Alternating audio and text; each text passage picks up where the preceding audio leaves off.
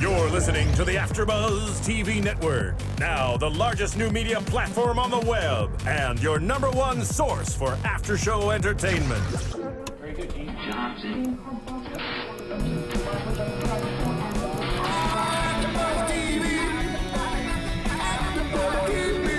From the AFTERBUZZ Studios in Los Angeles, California, presented by Maria Menounos and streaming live thanks to Akamai Technologies, this is AFTERBUZZ TV's Fargo After Show.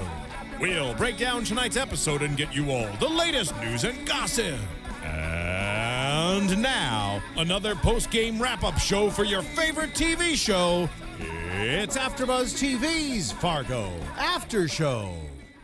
Welcome back, Fargo Fan Club. My name is Oriana Leo, your host on tonight's journey through episode 7, Who Shaves the Barber, for Fargo on FX. And joining me on this lovely evening, to my left is... Sarah Huggins. And hello. to her left is... JB Zimmerman. Thank you so much for holding down the fort last week, JB. Totally. Happy to be here. We really appreciate it. I was busy getting married. Yeah, I had a surprise wedding. Solid excuse, by the way. Surprise secret wedding last weekend. I'm exhausted, but I'm so happy to be here with you all. And we are kicking off our show with a very special guest. His name is Spencer Drever. He plays Gordo Nygaard. And we open the scene with a very special kind of at-home scene that closes with some nose picking. Spencer, are you there? Yes, hello. Hi, Spencer. Welcome to our after show. Oh, great. We're so happy to have you. And we love your performance, especially in tonight's episode. Your character of Gordo has a gun placed in his backpack, and we see the camera follow Gordo to school. What was it like filming that scene? How long did it take? The outside scene Yeah, or the outside scene where I had to pick my nose? Yeah. Well, it actually was pretty short. It was pretty short, yeah, and I actually had to pick my nose. You did. Nailed it one take, I bet. Did you have to practice nose picking for that scene? No, I'm a pro. Yeah. Awesome. So, Spencer, can you tell us how old you are and where you live? I'm 10 years old, and I live in Vancouver, BC. Awesome. Nice. So are you up past your bedtime right now? No, not past bedtime. Okay, good. All right, so we're not getting you in any trouble. How did you audition for this part? Was it a live audition or was it an audition over Skype? It was an audition at a place called Shoreline, and it was pretty. My dad, it was like one of his favorite movies, and he helped me with the accent, so I went in there with the accent, and I'm pretty sure lots of the kids didn't. And it was pretty weird, too, because we never got any feedback for, like, a month or 2 months. Wow, that's a long time. And then it just said, well, my mom got the email, and it was about Fargo, and she's like, oh, here we go, we didn't get it. And then, so it said I got it. Wow, and how did you feel when you got that news? What was that like? Well, I actually was at school, and my mom said, oh, a contract came in for Fargo, and I was like, what came in for what? And I actually didn't remember doing the audition, and then I did, and I was kind of scared because I was like, oh, am I gonna have to move to Calgary? Oh. Yeah. Oh, I forget they shot that in Canada. Yeah. Did you want to move to Calgary? Yeah. No, because all my friends are here. Yeah. Aw. That makes sense. Of course, of course. I know there's a lot of directors because there's so many episodes, they have to split it up. Was it hard working with that many different people telling you different things and how to play the role, or was it pretty easy working with that team? Pardon me, could you repeat it? Sure. Spencer, I know that each director only directed 2 episodes. Since you are in most of the episodes, you must have worked with a few directors. Was that hard, or did you find it easy to sort of pick up and go with the crew? Well, it was easy, and one of the directors I really made a connection with because we talked about basketball most of the time there. And yeah, I mean, some directors have a different style. Like I just actually like one will do it in like take after take after take until it's right, and then one will take like 3 takes without cutting, and then a break. So How do you prefer to work? It's not that hard, but yeah, it can be a little challenging. Do you prefer? How do you prefer to work? Do you prefer to do take after take without cutting, or do you like to cut between takes? It depends, like if I'm tired or not, like, or how cold it is. Absolutely. There was a lot of scenes that were outside in the snow. Did you get cold? What is it like? How long do they have you outside?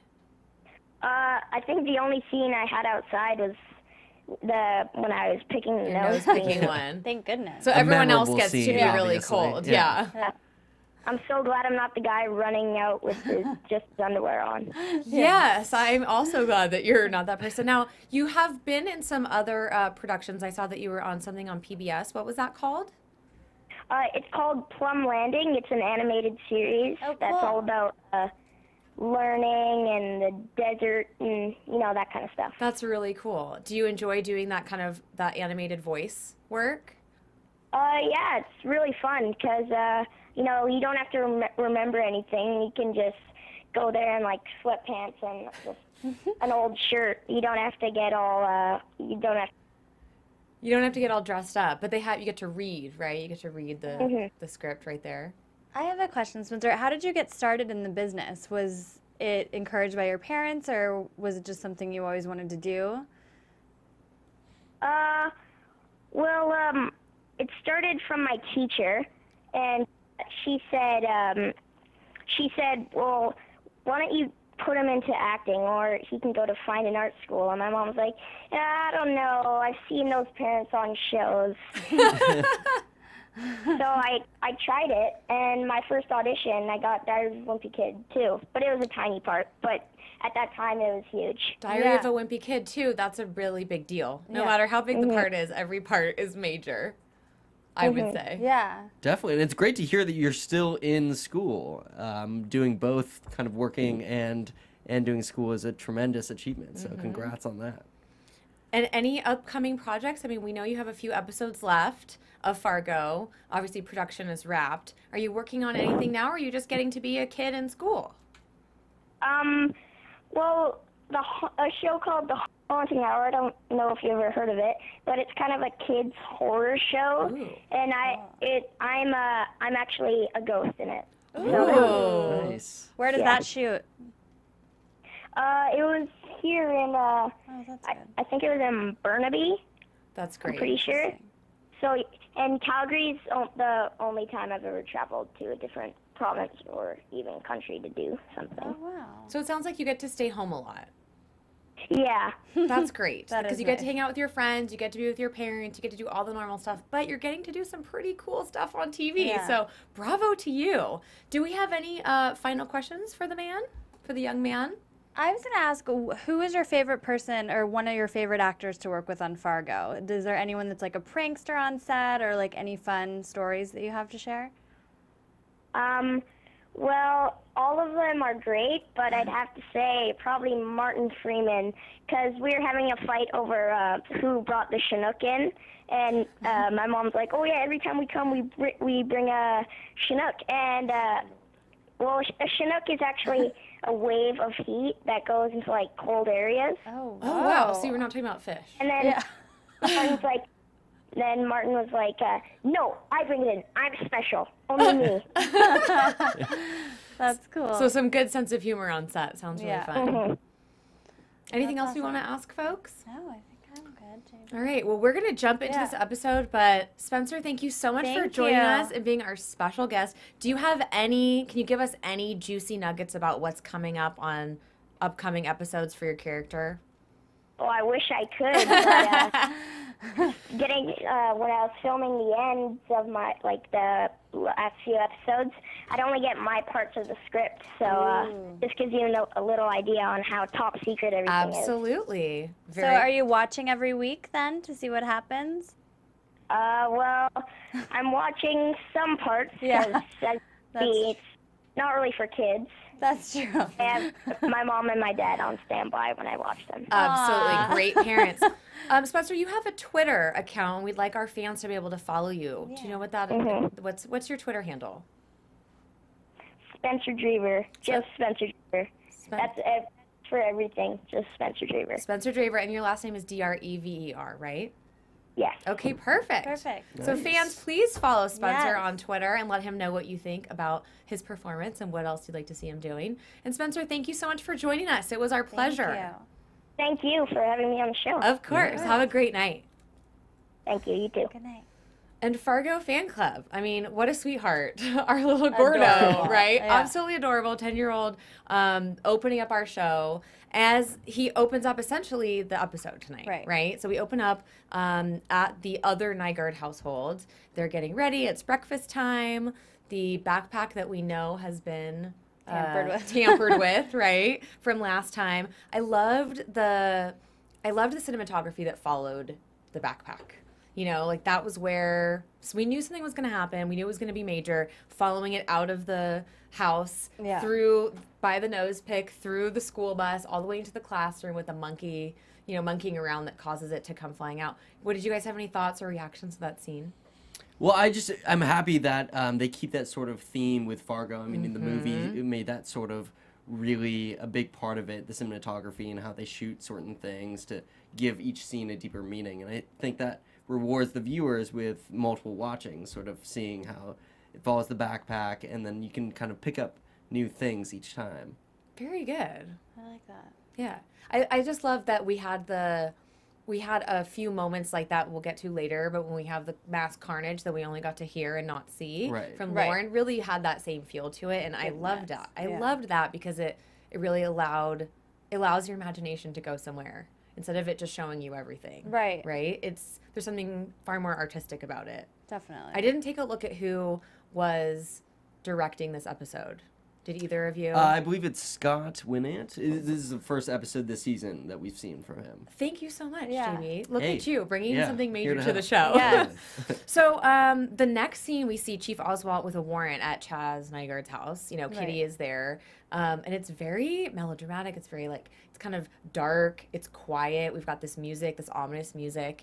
And we see that Chaz is at work, living, the last few moments of his life, his untampered with life, having the store in his office of, I'll call my wife back later. I'll call her back later. And he picks up the phone, and you can just see everything's crumbling. And that Gordo has been arrested. Right. I was like, wait a second. Is that allowed? Is that Nowadays, with all the violence that happens, I really think that if you do pick a firearm after school, you get arrested even if you're 5 years old. Definitely, and in Gordo's case, I know he's got some learning disabilities, the character. Yes. Obviously he has that jar in his He closet. has the autism according to his parents. Exactly. So I don't know how that would play out in a normal sort of court of law situation, but definitely, I mean, there's so many instances in our world where this is coming up, this gun problem just does not cease. I was in Santa Barbara this weekend, and oh my goodness, this killing happened, I think, on our wedding day or the day before. Yeah, in Isla Vista, right? Yeah, in Isla Vista. It's really tremendously sad, and but one of the things that we can see that is a theme, I really appreciated this episode because I felt sensitive to what just happened, that they didn't show all of the gun violence. Right. I appreciated that very much, that there was a little bit of imagination required. That instead of showing the carnage, that you could imagine what was going on. Still really horrible. Right. But not having to show it all. You heard how many shots were fired. Because that stuff is actually happening in real life. Right. And I know that for young people, I'm really glad that Spencer doesn't get to watch this. Right. What great parents to really be supervising. And I appreciate the makers of Fargo of being sensitive to it. Not just sensitive, but having the artistic sense that you don't have to show everything. No. Fans, what do you think? Let us know on YouTube, on Twitter. You have our handles, but I'm really interested to what your thoughts are about the gun violence that is on TV every day, on what you see on your favorite shows. Where's that line? I just really appreciated it. Yeah, I did too. I don't think anything was missing because they did that. Right. I mean, we got it. We got what happened. We got the magnitude of it as well. Right. You know? But Lester putting the gun in his own nephew's backpack. What kind of human being does that? Well, we know that Lester is not completely with it. Right. Well, he seems with it now. He seems with the... He's smarter. He's quick on made his such a feet. change, hasn't he, in this He episode? has, Like, he literally has. his face. He's got the confidence. Right. And it makes me think of Lorne and the way he talks about his worldview and how the animal kingdom. I feel like Lester has just stepped into the animal kingdom, like kind of kill or be killed. He's now defending himself. It's twisted. It's wrong. Right. But he wasn't going to go down. I don't know. It's disturbing, but I feel like... No, I agree. I mean, it's an interesting dynamic of it being completely wrong and his character being, like, utterly immoral. But at the same time, there's a part of me that sort of roots Yes, for Lester yeah. just because he was such a bumbling fool before. Because he was such a loser, and now he's becoming a winner, even though it's, morally Well, he's trying to take reprehensible. control of his life for once, and I think that is got something it. people can recognize as a positive amidst all the negative wrongdoings that he's You got it. supportive. And he's like super unpredictable now. You know, you He's a just loose don't cannon. know what he's gonna do. We don't Yeah. know what's going to end up, and Yeah, it's made bit it of very reckless. exciting. Yeah, it has. Sometimes he's confident, sometimes he's not. You know, he makes stupid decisions. He makes smart ones. So we know that he killed his wife Pearl after he snapped. He snapped after being abused for so long, right? I mean, maybe he was the world's worst husband, but when you verbally abuse someone and emotionally abuse someone, they're going to snap at some point, and he did. But his brother did the same thing to him, right? It was just, that was the straw that broke the camel's back in the last episode, Right. visiting him in the hospital, and telling him, essentially, like you discussed in the last show, that practically saying, I never loved you, or I never wanted you. You're garbage to me, kind Right. of, is the feeling of it. Yeah. Which is just too much to handle for this guy. He's not made for that kind of trauma. No. But I'm just thinking of this as Chief Oswald opens the gun safe in Chaz's garage and pulls out was it the piglet? Is that what he called the machine gun? remember. He called it something. I want to say it was the piglet with Anne the hammer and Pearl's panties. Undies. I don't like And the P those word. And her erotic Photos. photos. Yes. What did I write down? Sexy Pearl pics, Oh Nice. my gosh. Like, which they were not that sexy. no, they were interesting, to say the least. But we see that, and what I loved was that, again, the cinematography and the use of sound, because you can see what happens to Chaz, the sound goes out. Yeah. And that, I feel like, is really commonplace. When something really horrible happens to you and jarring, You're not remembering the No, sounds. everything goes out, and it's Yeah. like tunnel vision and black and whatever. I felt like that was very well demonstrated. Yeah. and Definitely. I mean, even his wife hawked a loogie on his forehead, and it was still just that shock. Where Right. It wasn't even enough to get him to snap out of it. And they were like holding her back, the officers. I thought that was a really powerful scene. It was a powerful yeah. scene to have that buzz of no sound Right. almost, and she's Right. screaming with nothing coming out, and like you said, the spit's hitting his face, and you can just see he's trying to register what is going on. Yeah. Right. He's like, how is this happening to me? And then we see our Chief Oswald back at the police station with Lester, and I was really touched at how upset the chief was. He was saying that he looked up the history of their town to find out what like the biggest losses of life had been before. Remember, he was saying it's like India or Africa where all these people die at once, and it's some horrible situation that he can't get his head around, but that 20 or 30 years ago, 16 people died from some horrible cause and this and that he says, 3 people were murdered in 2 days, and there's a child that's been arrested for bringing a gun to school. This is Not okay. flabbergasting him. Yeah. He's like, you Right. can see on his face, he's devastated. But there's like an innocence that's been broken for him, Yeah. particularly. Definitely. I mean, that scene was kind of a crazy scene in itself, the interrogation. I mean, it seemed so much that he wanted to believe everything that Lester was saying. Almost like a little kid was listening to his older brother or dad or something tell something he almost knew was going to be a lie, but still 100%. could not. Right.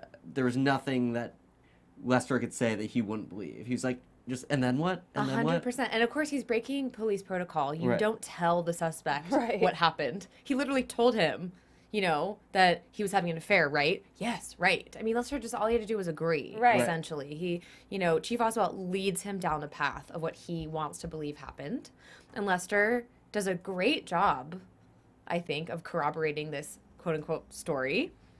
And that he wanted to tell the truth, but he was afraid. All things that Chief Oswald told him he was feeling himself. Right. Right? All completely fabricated by the chief of police. I was actually surprised, though, that when Chaz got arrested, that he didn't seem like that surprised by it. He wasn't like protesting as much as like I would be if I was being taken in for something completely ludicrous, you know? And we didn't see that until he's in the jail cell. Right. Right? When he's Right. like screaming Right. bloody murder and he's really trying to rationalize, you know, and Right. defend himself. I can't imagine what it would I feel I like guess for you're in something like that shock to Right. about I happen. mean, it. maybe in later episodes we'll see a little bit more of the backlash and the interaction between Right. them, because it seemed like in the preview they'll both be in the same jail. Yeah. Or there's an interaction. But yeah, I think like Oriana was just saying, sort of a moment where it was like a stun grenade went off, and he Right. didn't even know how to react. Right. Beautifully put. Beautifully put. And I think he probably, I'm sure if he could have gone back in time, he would have reacted a little differently. Right. But we can't control these That's things, true. you know. And I Yeah. think that was very well illustrated by the lack of sound Right. and all of Yeah. that. That he was just completely shell shocked Yeah. by what happened. Agreed. But what I thought was so interesting was that it seemed like during this interrogation that Lester was trying not to smile. Did you guys notice that?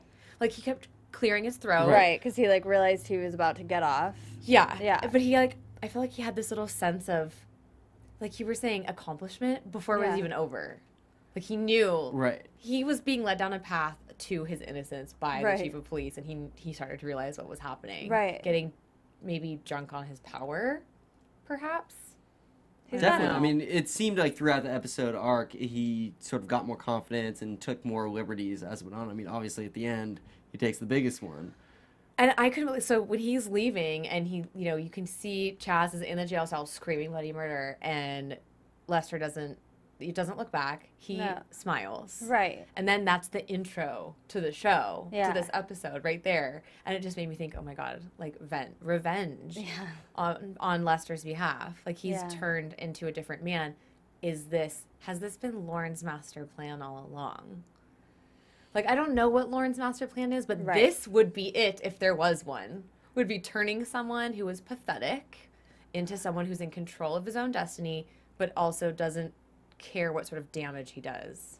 That makes me kind of want to like dig into Lauren's backstory and see if he was like a similar Spin-off. character. Yeah. Wouldn't that be great if we had a Lauren Definitely. Malvo spinoff? Oh my God, that would Well, be Billy Bob is the show for me, so I Right. think it's almost a spinoff in Already? itself. Yeah, I agree. Every scene with Billy Bob, it just captivates me. Yeah. yeah, he's perfectly. I wish we cast. could have more time with him, but then again, it would be like the Billy Bob show. Right. It wouldn't be a full Fargo. Exactly. I think he definitely wants to teach Lester the ways of how you should live, but not necessarily enough to bring him on as an apprentice. Like, Right. Right, right. showing He the doesn't steps, trust yeah. I don't think he's Anybody. smart enough for Yeah. that. But I think he'd be very proud, Yeah. Definitely. right? Definitely. He'd be very proud to see what has become of Lester. Absolutely. I mean, Right. he told him in their, I think it was their first meeting, you know, Mm-hmm. you think there are rules in our life, and there aren't. And there's so many things in later episodes. He shows sort of a more animal instinct Right. of how to go about living life instead of by these like arbitrary laws and things. This is a little bit off the topic, but from a few episodes ago when Lauren presented the riddle to Gus Grimley of Right. why does the human eye see more shades of green than any other color, I have quoted that like 10 times since Really? that episode. And Really? I've been telling people that just because I enjoy fun facts. Right. But also I have been noticing how many shades of green I see. I'm not Really? joking. I've been going outside and like looking around and realizing how true that statement is and how true that is to the psyche of someone like that you only see the things that help you survive. Right. And that episode really got to me, honestly. Interesting. Even the man that gave everything away, that parable. Yeah. I even used that. Used that with a couple friends. I'm like making all kinds of Fargo references. Yeah. I don't know if anyone else. Educational TV. I don't here, know if anyone people. else is doing The this. more you but know. I like Everyone- it. Yes, Yeah. the more you know. Everyone's like, Brought "Really? to you You're by so smart." Fargo on FX. But we do have a parable in the title of this show that we'll get to We at the do. end, and we'll have to discuss what we think that means or what the implications are. But our next scene is Molly in the blizzard. She's having kind of a flashback. It's her perspective. Her perspective of what happened. Yeah. And she sees Lauren with the machine gun. And she gets shot. And she awakens in the hospital with Greta and Gus.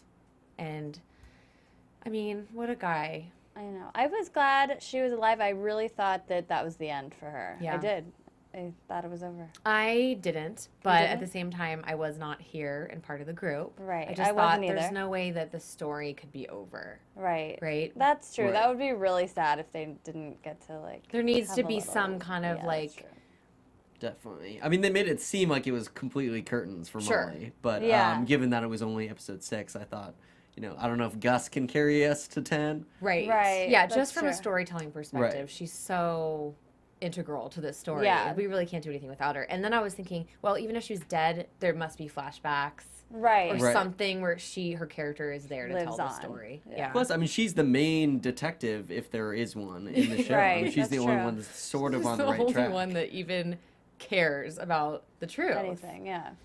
I mean, we have our, bumbling Chief Oswald just is so emotionally impacted by everything. He can't see He is anything. completely blown away by the mayhem of this. He and just is. Cannot even he can't Too see- much for him. grab a hold of anything. No, he can't see anything for what it really is. So Gus admits that he shot her and that he'll get her a new spleen if he has to, which A is tall so order, sweet. but yeah. But I thought that was for him, who doesn't seem to have been able to accomplish a lot so far. I think that's kind of a big deal, Right. to be able to admit to someone's face that he already had Made to a admit that mistake. he let Lauren go. He had to admit Right. that to his own. I mean, this guy eats a lot of crow. Right. I don't know. Have you guys ever had that situation where like you just had to eat it multiple times in front of people? Like go to your work. I made a huge mistake. Go to someone you love. I made a huge mistake over and over. I mean, I don't think I have. this guy. I feel I like absolutely you have. I mean, Really? my job sort of depends on being able to That's take the true. blame for when things happen. I mean, not all the time will something go wrong that's within your control. Sure. But sometimes you're still, you have to take responsibility for when things do get out of hand. Find a solution. So I've absolutely done that. and Absolutely. It's not fun at all, At all. right? Not in the And least. sometimes that it's if you're smart, business person, I see everything as a business challenge. But if you're Yeah. a smart business person, sometimes taking it on the chin or apologizing for something, even if you didn't do it, might be strategically the better choice. Yeah. Even if it hurts your ego. And I don't think that Gus is that sophisticated, but he cares enough about the case and he cares enough about Molly Right. that it makes this the choice he has to make. And his daughter, right? He's like trying to set a good example for her, and he has such a heavy conscience. Like this was the only choice for him to make, but I just feel really bad for him as a Yeah. character. Like Lester, it was a loser, like a loser that couldn't take initiative to do anything. But Gus is a different kind of loser in the sense that Yeah. that's a lot of hard knocks. Yeah. He's really trying. Yeah, I want him he to is really win trying. on some level. And Lester's just getting lucky, I think, with like a few things. For the time being. Yeah, I feel for the like time the being. tables are going to turn. Of pretty course. soon. That's But he true. brings Molly flowers. He does. Adorable. He does. And, he sees this whole, and I'm not sure that I got everything from the chart she had on the window. Like, first of all, where's the cell phone to take a picture? Where's the camera to take a picture of the chart? She just writes it all up and then leaves. Like, I wanted to take a picture of it. Right. All that yeah, hard this work. is 2006, right? Yeah. So are there camera phones? There have to be. Yeah. Well, some. I mean, Okay, I feel like so there are a lot maybe in less. Bemidji Maybe and not Duluth they in- don't. But a right. camera, anything. A sketch. He should have of the- sketched it. He A should have. sketch of the window just because I thought like, oh, someone's going to clean that and that's all Right. hard work. I don't Done know. and done. But he seems really sad when she leaves, and there's like what was he waiting for? You know what I mean? Dad comes, and they have a really nice moment between the two of them too, where Dad tells Molly he's proud of her for the first time, because he's been going on and on about how she should quit the Right. police and that she should get That was a married nice and moment. she should essentially be someone else. And I think we've all had that too, of like, just support me, please, Yeah. just be happy for me doing what I'm doing. Even if you don't love it, even if it's not your favorite thing. And he's just thankful that she's alive as well. And he found out that the guy had a machine gun Yeah. and that she, was like defending herself. Right. And he was really proud of her. And that was really sweet. And I think important for her. But something didn't happen with Gus. Like, I don't know what he was expecting. Right. Like He did just think came she to was tell gonna, her, like, I shot you. right. Here's some flowers. Now can we go on another date? Oopsies. Right. I don't know. Yeah. What did you guys, where is that coming from, do you think? Like his sadness when she leaves? I think he just wants to do more. I mean, he took responsibility in that he owned up for it. And so that was good. Obviously, when you own up for something, you take most of the blame away. Right. And so he wants to obviously figure out how to fix it. Spleen, first on the list. But I Super think practical. now he feels responsible for helping follow through with everything in the case. Right. And obviously Molly is not going to let anything drop. So I think And she he's even going says to him, keep your chin up. Right. We're winning. Right. And it's just really sweet because she's being wheeled away in a wheelchair, telling him to cheer up, Right. to keep his chin up. She's the one that's been in the hospital. But it just definitely shows their relationship and that she's the stronger one, obviously. I think too, like, she has other things on her mind as well. Like, she didn't know who she had shot. And, you know, that's kind of a big deal. I just don't think, I think, yeah, like, she was grateful to be alive. She's grateful that he told her that he was the one who shot her. But, like, she's got other things. She does, yeah. She's like, got a to lot worry going about. on. Yeah.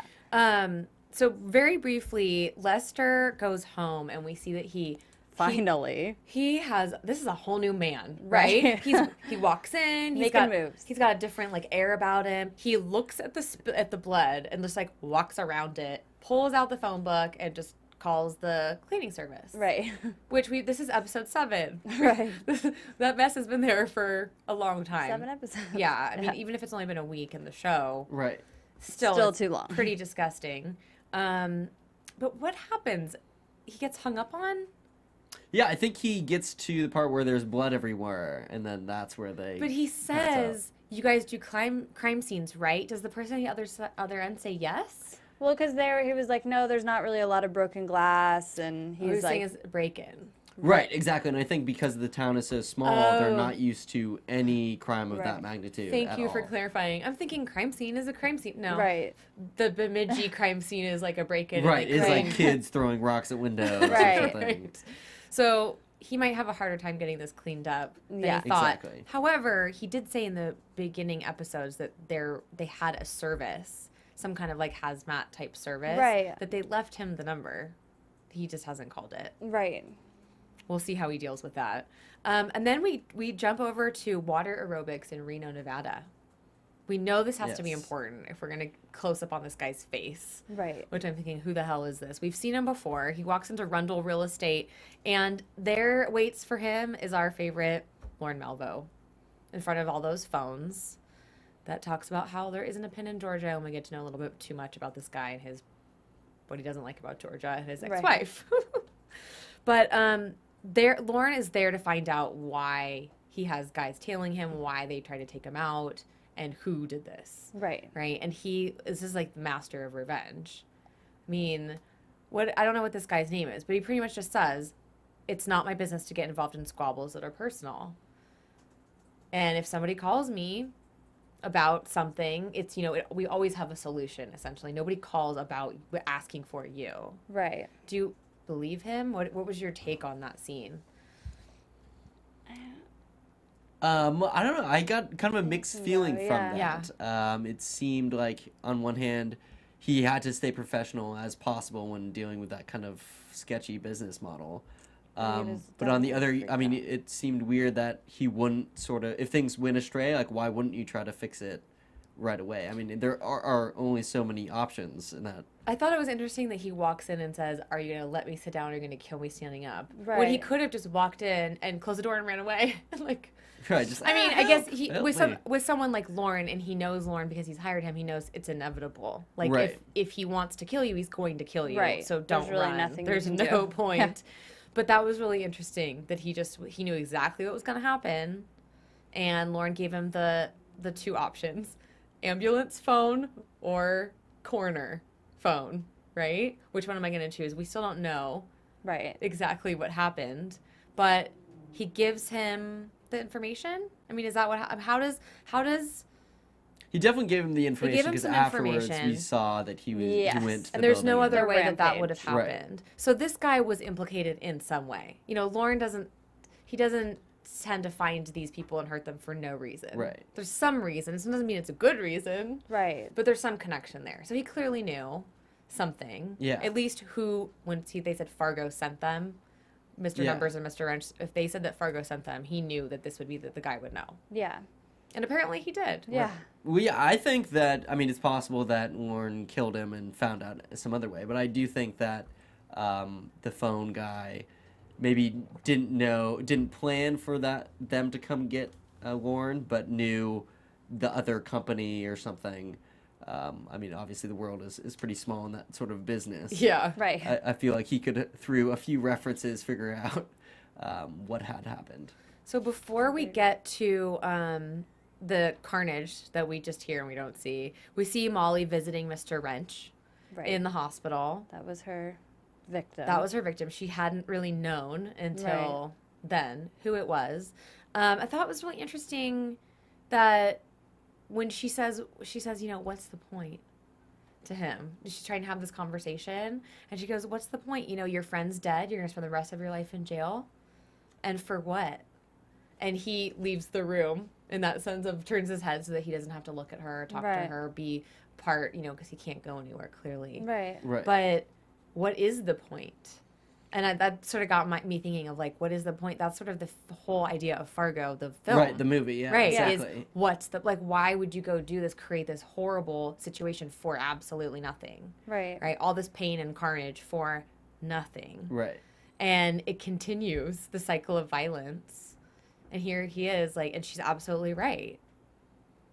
Well, yeah, I think the whole show kind of shows that how things are so mundane and people are so much so out for just the very short term. Like, they see one move ahead and that is it. Like, no Right. consequences of it.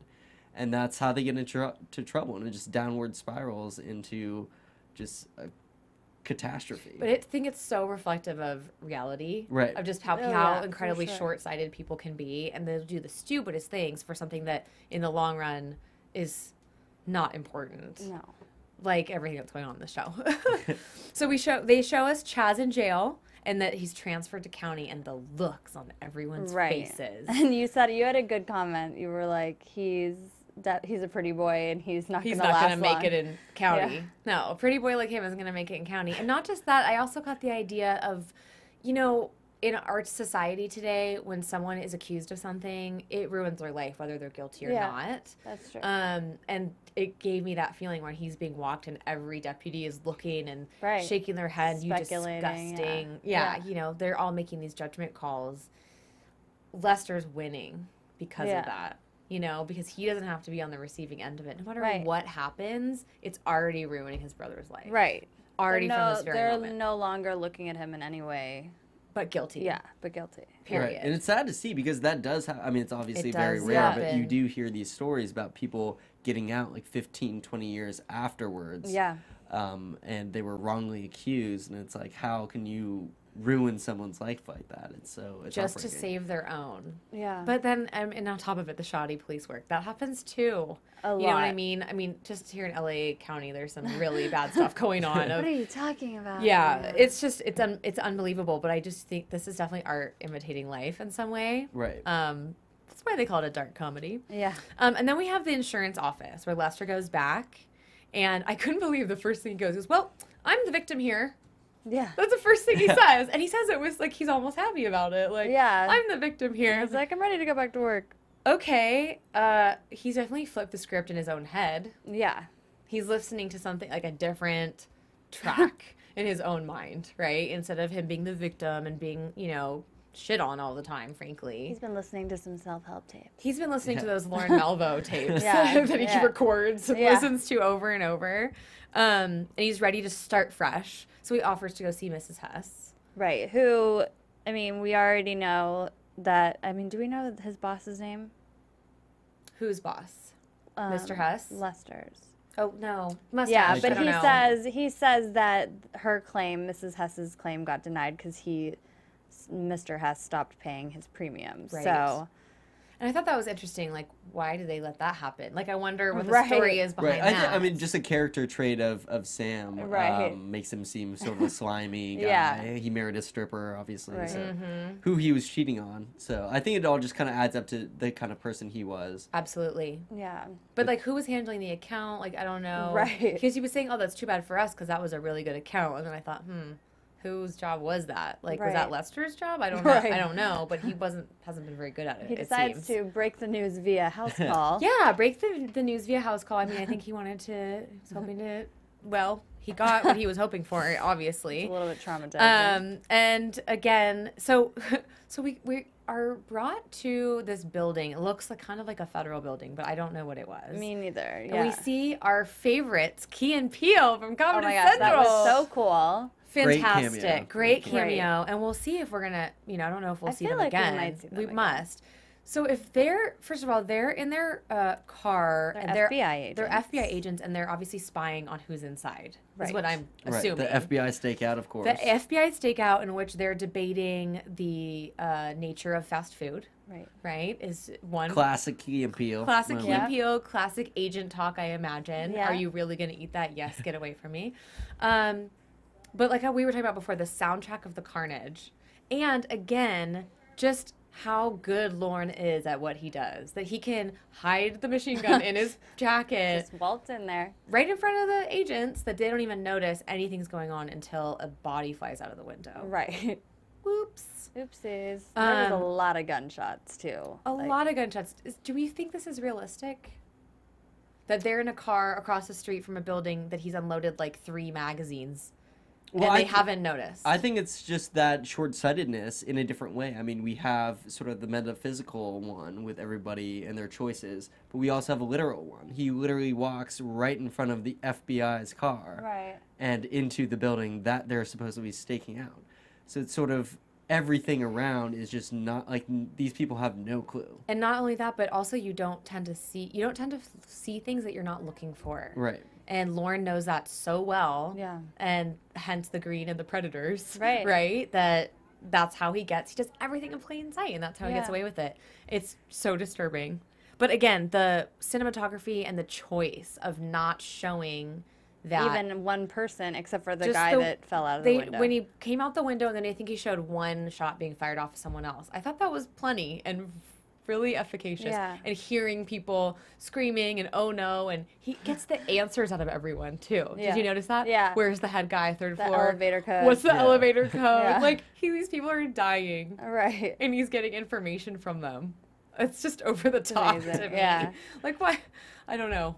But I don't, I'm really curious what that was about, like who those people were, and Absolutely. I would have loved, and that's part of the beauty of it. I would have loved to see the inside of that place. Me too. Right. And maybe we will might. next episode. Maybe. That would be amazing. Well, my guess is that they are the other hitman group, or maybe from last episode, the sort of mafia Don people that were working with Sam Hess, that operation. Right. 'Cause it sort of seemed like a factory setting. If the FBI was there, maybe they were sort of staking out the They're- underground. Yeah, they're definitely staking operations. out whatever kind of, weird shit they have going on over there. You know what I Right. mean? They're definitely deep in a lot of criminal activity. And Fargo happened a long time ago, right? And so there's a lot of stuff going on Right. that is probably being investigated. Finally, it's gone up the rungs of the ladder for people to take some notice. But clearly, this ladder isn't that efficacious.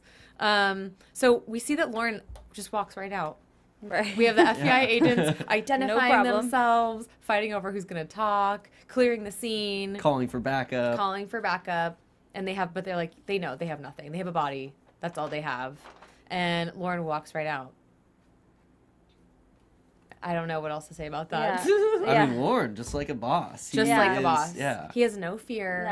No. He has nothing. I don't think he has any feeling except like- for his joy at people's suffering. I feel like he's equipped though to get out of any situation. Like he knows, he's like confident in that. Like, hey, if he gets stopped or something, like he's gonna have a way out. Well, and just Right. like the fact that he could get a dying man to give him the code to go, Right. like it's just he clearly has skills that give him that confidence. yeah. Well, he's just aware of where he is. He's sort of at the top of the food chain, Mm-hmm. and he knows that. So he knows whatever he's going to do is going to work out. and he's Isn't sort that of amazing? It's it's like he's seen what's behind the curtain and knows how it works, so he's ahead of the game in a lot of ways. So disturbing. So Lauren's protege, Lester, goes over to Mrs. Hess's and essentially Pays her a house call. makes her think that there's a chance that he can get her claim filled or filed Right. if she greases the right palms, meaning his. Ew. Gross. It But was really gross. I wasn't. this is a huge departure for him. right. Yes, He definitely. says he's going over there because he's going to, console her and deliver the bad news. But really, he's just manipulating her Right. to get what he wants. Definitely. I mean, I was surprised to see how much swagger the new Yeah. Lester brought in the door. But again, I mean, he had clearly an agenda, which he accomplished. Right. But, that sex scene, just Gross. gross. And then looking at the picture of Sam Hess Ew. and having that. That's the creepy part. That's for the me. really gross part. Yeah. Ugh. And what is that doing for him? Like, does he feel responsible for it now? Even What if though he impregnates her? I was thinking didn't the same even thing. think of I was that. thinking that. I was like, oh no, this could definitely go really bad. Oh my god. But he's looking at this picture of the two of them, and it's like he's winning, obviously. Right. But it's just so funny because a few episodes ago, he didn't want anything to. He had no ill wishes for Sam Hess. He wouldn't even take responsibility for an ill will against him. Right. For the man that made his life miserable. And here he is banging his wife, and is having flashbacks of the fist in his face. Yeah. And he's like getting that He's like, ultimate "Yeah." revenge. Yeah. He's really screwing over Yeah. Sam Hess. Yeah. But I mean, it's just, I can't believe this amazing shift. His brother, Yeah. Hess, and the wife, like He all in a accomplished a lot. day. Busy. Yeah, it's night and day. I mean, he took a complete 180.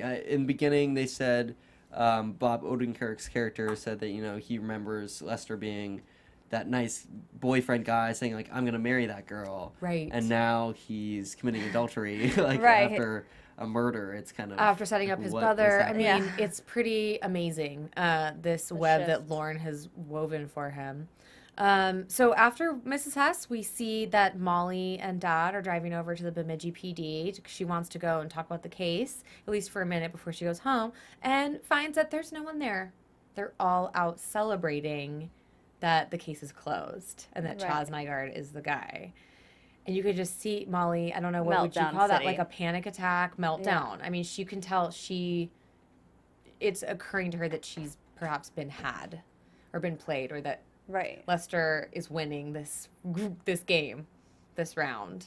Yeah. I didn't quite know what to make of it. I mean, her dad is looking at her, and she's standing And there she's in the just like snow. standing there. Yeah. It was kind of like the same shell shock Right. that we saw Chaz in earlier. Yeah, I was definitely feeling the same sort of emotions watching that scene. I mean, it's sort of, there's a lot going on. Maybe she's feeling a little bit like she got played, like you said. She also could feel like she missed something or she had it all wrong. I mean, there's a lot of negative thoughts that It's probably that just... shock. Yeah. And that, Allison Tolman, what a great actress. And everyone, I Yeah. feel like the performances in this episode were really top notch. Yeah. We're really getting somewhere. Right. And I'm really excited. And that really ended our episode. We did see scenes from the next. But before ish, as they FX always does, do. yeah. Before we get into any predictions, I did want to talk about the title of our right. show. Please educate. Yeah. That's all I have for news and gossip, unless you guys That's have fine. anything. I don't. AfterBuzz TV News. So the title of this episode is called Who Shaves the Barber? And what that refers to is the barber paradox, in which, and this is from Wikipedia, and my phone is about to die, but I will read it to you. The barber paradox is a puzzle derived from Russell's paradox. It was used by Bertrand Russell himself as an illustration of this paradox, and it's literally just a logical puzzle. But it starts this way. Suppose there is a town with just one barber who is male. In this town, every man keeps himself clean shaven, and he does so by exactly one of two things: shaving himself or going to the barber. Another way to state this is that the barber is a man in town who shaves all those and only those men in town who do not shave themselves. It's really just a mind game. Yeah. But the idea is the barber obviously shaves himself, but the logical question is, who does the barber go to? Everyone goes, the barber only shaves those men who don't shave themselves. So how could he be shaving himself? It's a logical puzzle that has really no answer. What does this have to do with the episode?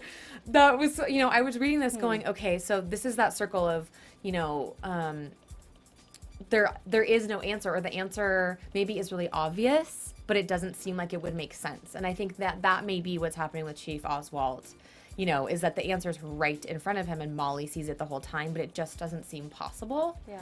That's all I can come up with. Fans, please. Yeah, please. I would like weigh to know in on everybody's this, take on because I mean, I just did this tiny search, and I took logic in college, but it's been a very long time since I've really noodled out some major logic problems. So please, on our YouTube or tweet us, let us know what you think about the correlation between this particular episode and the barber and who he shaves. I'm excited to see the responses. Yeah, me too. So moving on, let's do some predictions. Definitely. And now, your AfterBuzz TV predictions. JB, I'm Yeah. going to start with you. I think we're going to see a lot more of Molly trying to pick up the pieces. Okay. You know, she has Mr. Wrench. She's already sort of interrogated him a little bit. You know, he is obviously going to jail. So I think there's potential for her to continue that sort of thread and really wean out where Lester, in a large part, has not covered his tracks, Right. which is probably everywhere. So it's just a matter of time before she sort of connects the dots again. I mean, she already has that great blueprint, so it'll be interesting to see her in the next few episodes.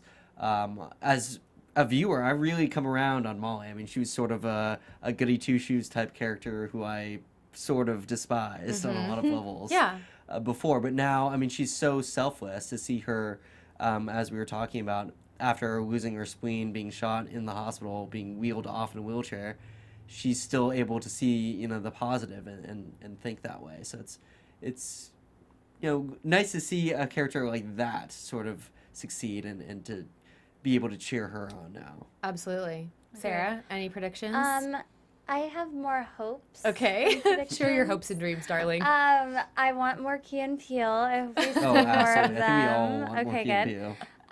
And then I think, or well, I hope that we see, at least, if not in this next episode, because I know sometimes they like to, you know, give it an episode before they give us what we want. Yeah. I would like to see, not like the actual carnage of what happened in that building, but why that building, who was in there, like what's up with that. I want to know, like burning questions in my mind about it. So I want that. We saw a little bit in the preview that Lester is continuing his womanizing. He's taking that confidence to some other ladies, which I'm kind of interested in seeing. So yeah, but that's pretty much it. I'm still sticking to my prediction from, I think, the week before last, that Molly's going to be kind of going into the dark side. You know, we saw her think like, so? well, you know, she's worked so hard on this case, and she leaves the hospital, as you mentioned, saying we're winning this thing, and she gets there and it's like the whole thing's wrapped up, and I can imagine this is going to push her over the edge. Do you think Lauren is going to like pull her to the dark side? I don't think Lauren is. I think her desire for justice and truth to be served when no one else seems to give a shit Gonna make her do some is naughty gonna make things. her, and it already has. She's already, you know, violated all Lied kinds of and- protocol and gone into Lester's house when he wasn't there and stuck her hand in the washing machine.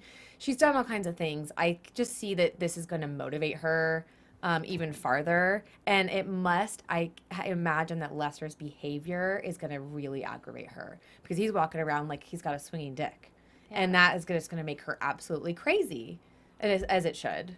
Yeah. So I'm sticking with that. That's what I really hope.